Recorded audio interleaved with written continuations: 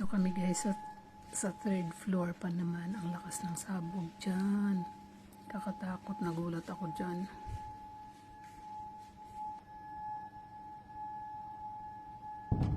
Ay, Diyos ko. Ang lakas naman nun. Ang lakas ng sabog. Nagulat ako. Oh my God. Ang lakas naman. 3:54.